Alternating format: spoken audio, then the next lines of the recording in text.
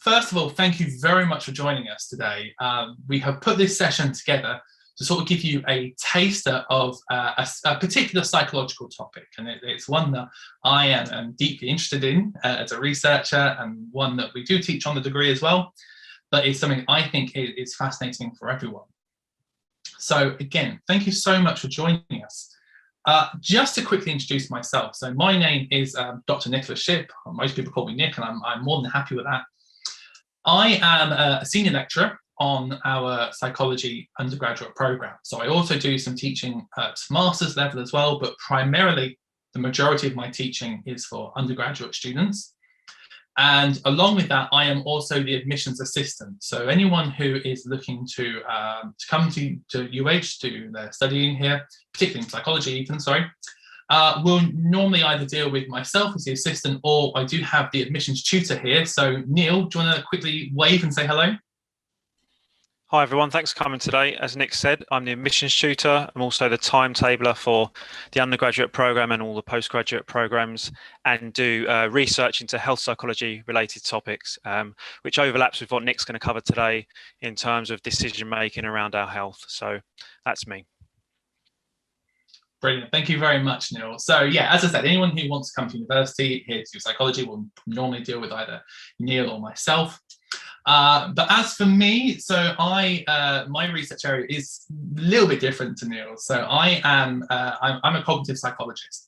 So the majority of the work that I do is centered around our thinking, and particularly our memory. So I do lots of work into looking at differences between short-term and long-term memory. Long-term memory in specifically is my area of main interest, I would say.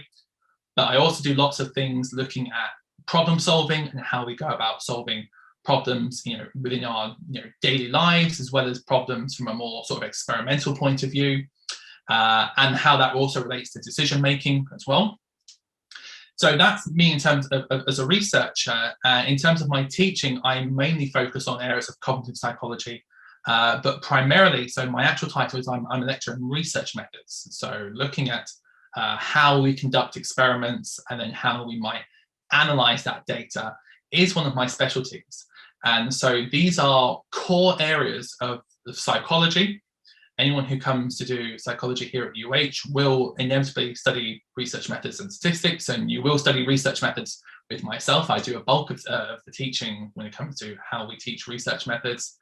And these sort of subject areas are really important, because one thing we do instill in our students is that psychology is an experimental science. And what that means is that we are always looking for evidence to back up our theories, and testing them and refining them, and making sure that the claims that we are making have got scientific ground in which we can make them. And part of that does come into play when we have to design experimental techniques in order to be able to decide and tell what's going on when we do all sorts of things. From my point of view, that's related to memory and problem solving primarily.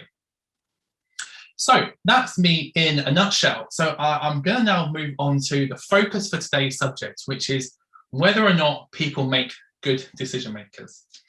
And I'm willing to bet that most people would tell you that they do make a good decision maker. People think they make good decisions. And a lot of the time, these decisions are, I would say, self-evaluated. So a decision is only good or bad in the context of how we review it. But this is not just a fascinating topic, but a really important one. And that is because we make decisions every single day. And you don't realize how many decisions you make. And I've seen people who have suggested we make anywhere between 10 and 1,000 decisions on any one particular day. And it naturally varies from person to person and what you're doing. But there are easy decisions we might make, such as, you wake up in the morning, what do you wear? And what do you have for breakfast? And so there are lots of these very simple and easy questions we might answer, but at the same time, there are going to be more important sort of life decisions that you might want to make. So for instance, what university you want to go and study at.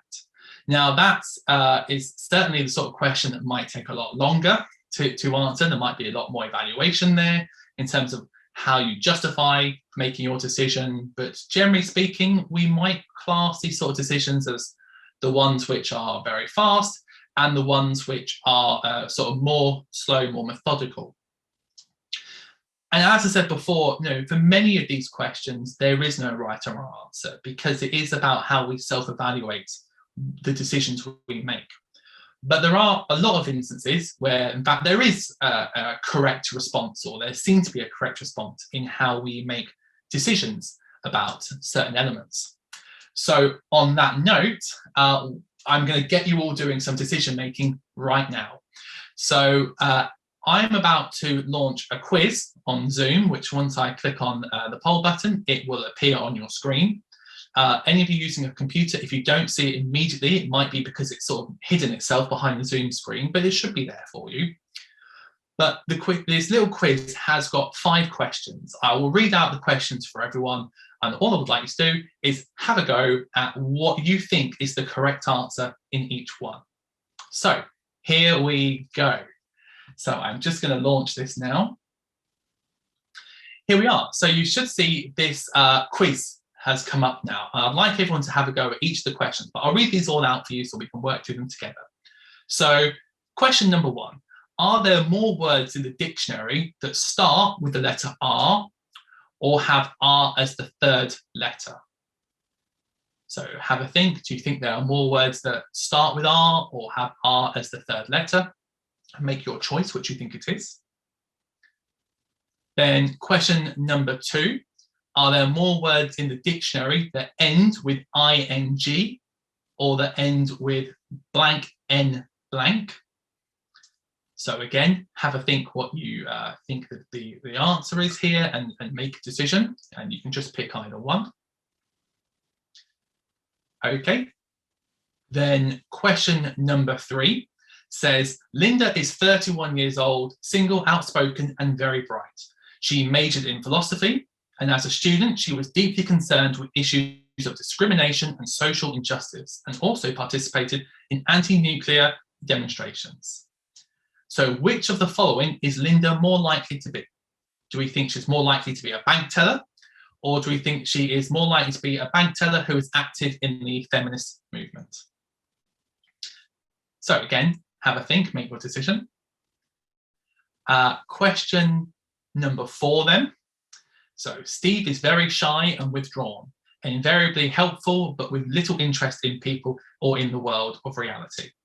A meek and tidy soul, he has a need for order and structure and a passion for detail. Which of the following do you think Steve is more likely to be? Do you think he's more likely to be a musician, a pilot, a doctor, or a librarian? Again, have a think. Which of those 4 do you think he's more likely to be, and make your answer. Okay, and then question number 5. So you flip a coin 8 times. Which of the following outcomes is most likely? So is it 8 heads, or is it 4 heads followed by 4 tails, or is it tails, tails, heads, tails, heads, heads, heads, tails, or is it none of the above? So again, have a think about which of those 4 you think is the answer. And then once you have selected all the answers for your questions, there should be a submit button, and you can submit your answers. And I can see them all coming in right now. This is very cool. In fact, it's skyrocketing. There's over 100 people have responded so far.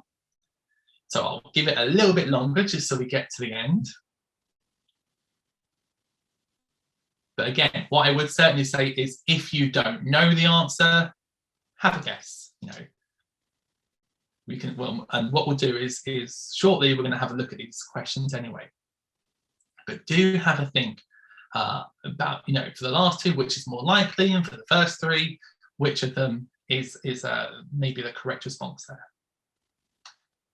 So over 90% of people have done so far. So this is absolutely fantastic. So thank you very much to everyone who has done this so far and is participating. I'll just give it a little bit longer till we get to the end for the last few remaining people.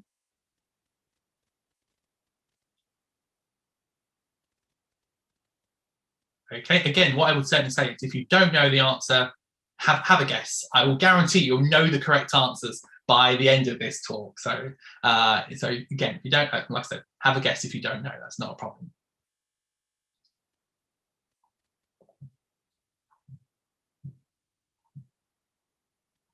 Okay, so I'll just give it a few more seconds. 95% of you have done this, so fantastic. Thank you so much for being engaged in this.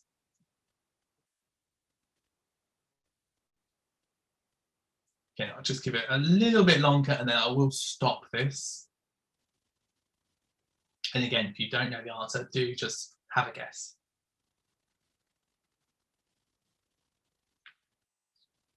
Okay, so I'm literally gonna stop it in the next sort of 5 seconds. So if you haven't answered, just have a guess and post your answers. And I'm going to say 3, 2, 1, and I'm going to end it there. Fantastic. So I can see the answers. So thank you so much to everyone who's had a go at this. I will go through now. I'll talk about these very soon. But let's have a look now at some of the theory and what's going on behind these decision making when we do it.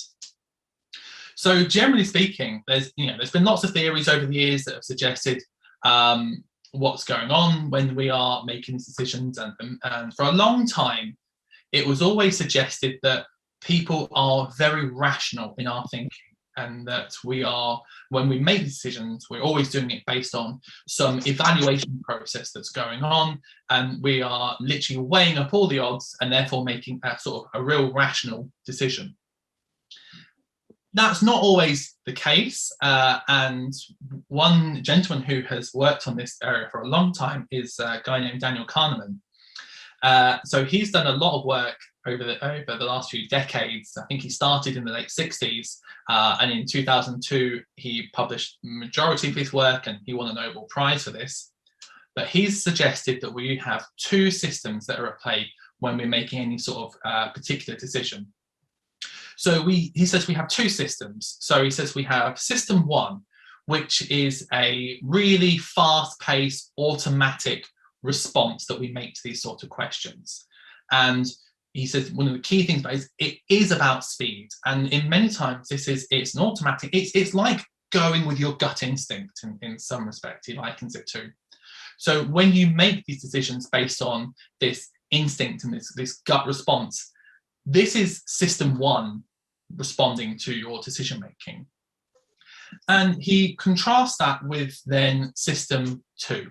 So system 2 is much slower. It is a more analytical process where essentially, as I said before, we are evaluating all the options, we are weighing them up, what's the pros, what's the cons, and then we make our decisions based on that. So he sort of suggests that these sort of more important life questions, so what university you want to go and study at, that sort of decision would be responded to by system 2. Whereas more questions are instinct, like what do you want to eat? If I said to you, do you fancy a slice of toast right now? And your answers could be very fast paced. Well, that's system 1 responding. And one of the key things about system 1 in particular, and one of the things we draw upon when we make these sort of decisions, are what we refer to as heuristics. So in many instances when we are doing decision making, it's these heuristics which are doing the responding for us. And so key question then is, what are heuristics? So heuristics are cognitive shortcuts that our brain has developed over years of our experience. And they are mechanisms that we can use that come to a very quick and fast-paced decision. And one of the key things about this, and the reasons why we've developed these, is because we say they reduce the cognitive load on our brain at any one time. Because our brain, despite what many people might think, is not infinite. And there is only a limited amount of information that we can physically work on in our heads at any one time. So I'm sure many of you, particularly if you are studying psychology, are probably familiar with the concepts that we are saying we have a short-term and we have long-term memory. I think even if you're not studying psychology, people are often familiar and say, oh yes, I have my short-term memory, I have bad long-term memory or whatever. But there's another type, what we call working memory. Now, working memory is the resources that your brain can devote at any one specific time when it is working on or it's focused on a particular task. So if I said to you, if I give you a very simple maths question that it says like, what is 2 + 4? You can answer it very quickly. And that doesn't tax your working memory too much. But because working memory only has so much space, there's only so much it can work on, we need to develop ways in which we can reduce the load and reduce the amount of effort that working memory is required at any one time. So for instance, if I said to you, what's 2 + 4? We know that's a very simple question. But if I start now saying, what is 2 + 4 + 6 + 9 + 8? If you make maths questions in particular, if you make it more complex, you are taxing your working memory because it can only hold and use so much information at any one particular time. Which is also part of the reason why when you are doing maths problems, most people find it so much easier to do maths on pen and paper as opposed to doing it in their head. Because if you do maths purely in your head, you're taxing your working memory. So in terms of relating back to decisions then, part of the issue is that because our working memory only has so much space available, we have to develop new ways in which to help it and to arrive at questions quickly. And developing heuristics is done that for us. So there are different types of heuristics that we can use, and I'm going to cover a couple of them, a couple of the main ones actually, when we now have a look at your answers. So I'm not sharing individual responses. Obviously, I don't have that information here, but I can see, for each question, the percentage of the participants who answered which one. And I'm going to cover them all now for you. So let's have a look at this. So you were told, question 1, are there more words in the dictionary that start with the letter R or have R as the third letter? And I can tell you that 44% of you said that there's more that begin with the letter R, and 56% of you said that there are more that have R as the third letter. The correct answer is R is the third letter. So there are approximately 15,000 words in the dictionary that start with the letter R, whereas there's about 23,000 that have R as the third letter. Now, we do find that most people, as we have just demonstrated now, most people do tend to get this wrong. And the reason for this is because when you are doing these sorts of tasks, your brain is always thinking, and it's trying to, in essence, it's trying to come up with R-related words. And so for many people, it's so much easier to think of or to come up with words that begin with the letter R than it is to think of words that have R as the third letter. So in other words, we say that these R words are simply more available to us at any one time. So when you're thinking about your answer and you are developing and you're coming up with all these R words, the availability is what is making us respond here. And we simply call this the availability heuristic, which is, again, answering and making decisions based on what information is available to us at any one time. Okay, so question number 2 then. So we asked you, are there more words in the dictionary that end with ing or end with blank n blank? And I can tell you that looking at the data, so 53% of you said there's more words that end in ing, 47% of you said there's more words that end in blank n blank. Now, there's actually 2 reasons why most people get this wrong, because the correct answer is there's more words that end in blank n blank. And one reason is, again, about the availability, because when you're doing this task and you're trying to think of these sort of words, it's so much easier to think of words that it's so much easier to think of words that end in ing, like walking, talking, running, baking, things like this. They're so much easier to think of than words that end in blank n blank. So we say that, again, these ing words are simply more available to us at any one particular time. So again, this is another example of what we call the availability heuristic. I would say that the other reason why people tend to get this wrong is that for many people, they don't tend to realize that any word that ends in ing automatically includes words that end in blank and blank. They are essentially the same thing. So it has to be there's more words that end in blank and blank, because it includes all the ing words and other words as well. But yeah, so again, it's the availability that causes us to make the wrong choice here, which most people did. So most people made the wrong answer. Okay, so next one's really interesting. So we have this little story about Linda, and that she's very bright. She's, anti-nuclear demonstrations. She cared about social injustice and all sorts of things. And then we say, which is Linda more like to be, a bank teller or a bank teller who's active in the feminist movement? So I can tell you that 21% of you said that Linda is more likely to be a bank teller, whereas 79% of you said that she's more likely to be a bank teller who is active in the feminist movement. And unfortunately, B is the wrong answer here. So she is more likely to be a bank teller. And part of this becomes big about the probability. So the probability that Linda is a bank teller also has to be higher than the probability that she is both a bank teller and active in the feminist movement. So each of those different components has its own individual probability, but the probability of two events occurring simultaneously has to be smaller than the probability of one event occurring on its own. So most people don't tend to realize the probability element that's going on here, but the main reason why people make the wrong answer is what we call, it's about representation.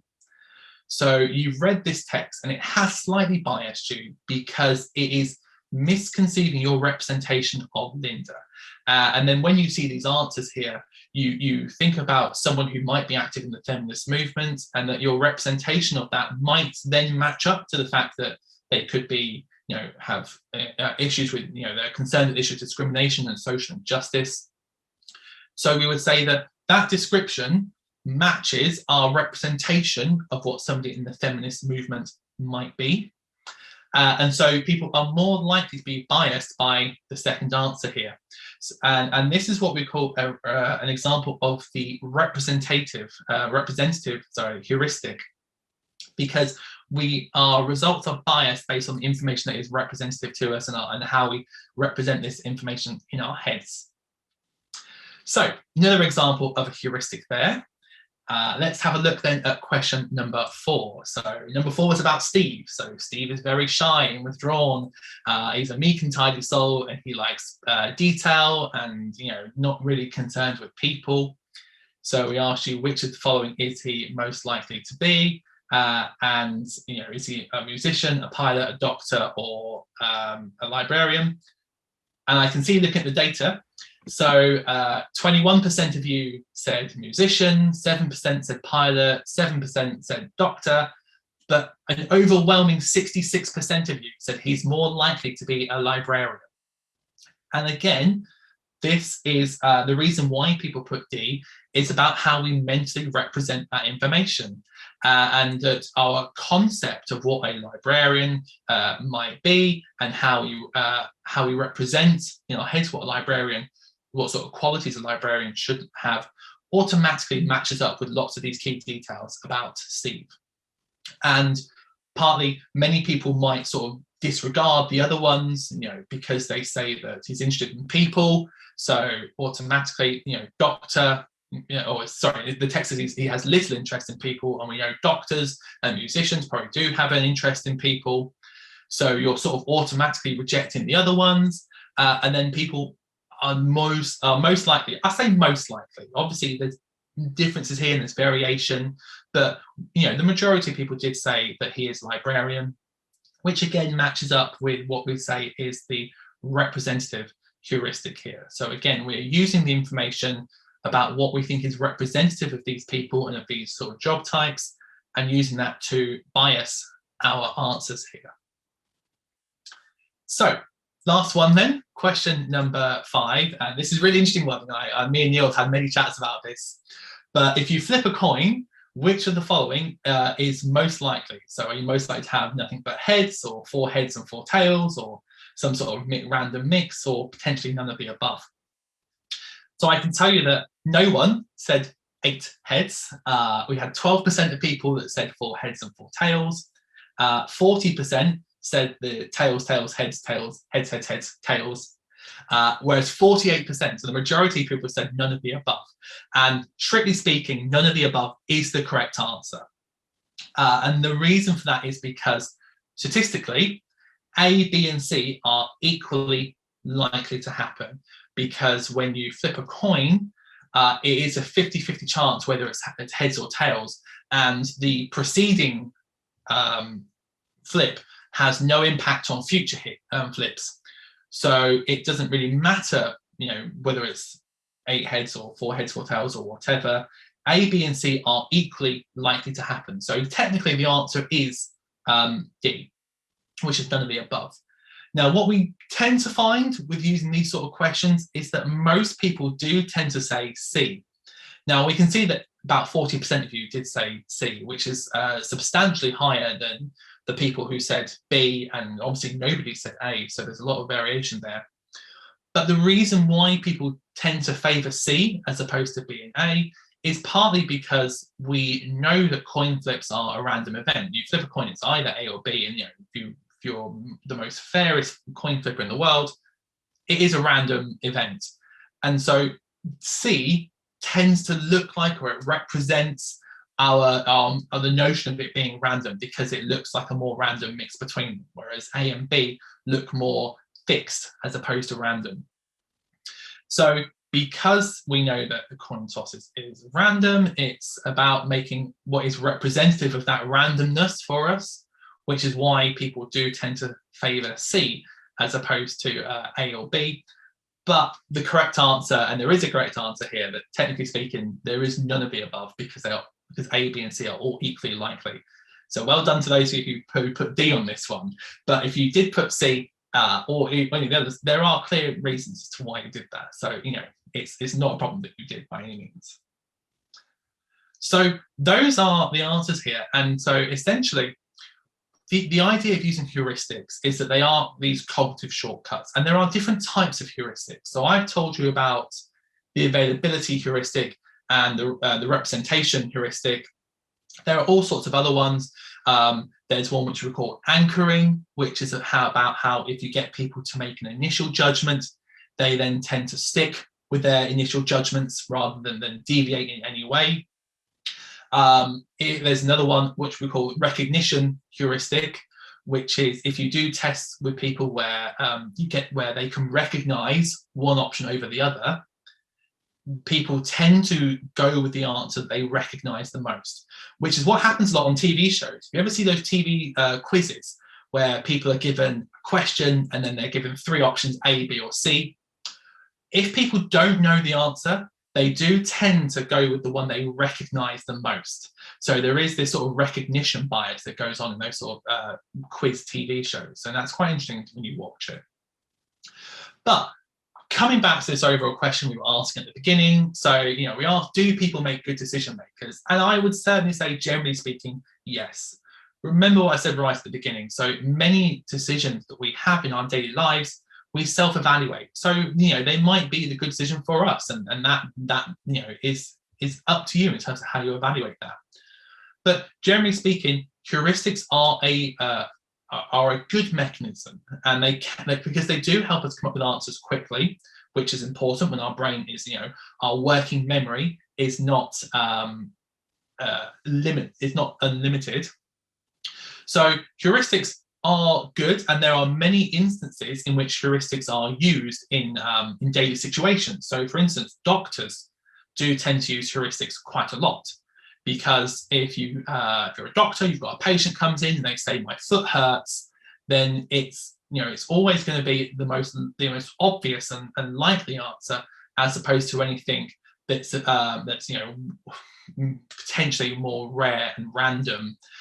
So doctors use heuristics quite a lot of the time to help with diagnosing patients' illnesses, but that doesn't just mean that heuristics are always good. And actually, in many situations, as we've just seen from your data you just collected here, heuristics can lead to certain biases. And it's always important to be cautious about how you make these sort of gut very fast instincts, because they could potentially be biased. That's what happens in stereotyping a lot. So and part of the explanation is, and that's also related to how there is evidence that when nurses and doctors are talking to patients who have a physical disability, they tend to raise the octave in their voice just slightly louder, so people can potentially hear better, and that's sort of implicitly biased from the fact from their visual information and how they rely on this schema, and how that has then fed into using these heuristics. So, do we make good decision makers? Yes, we do, but it's always good to be wary of some of the more niggly biases that may or may not appear in how you respond.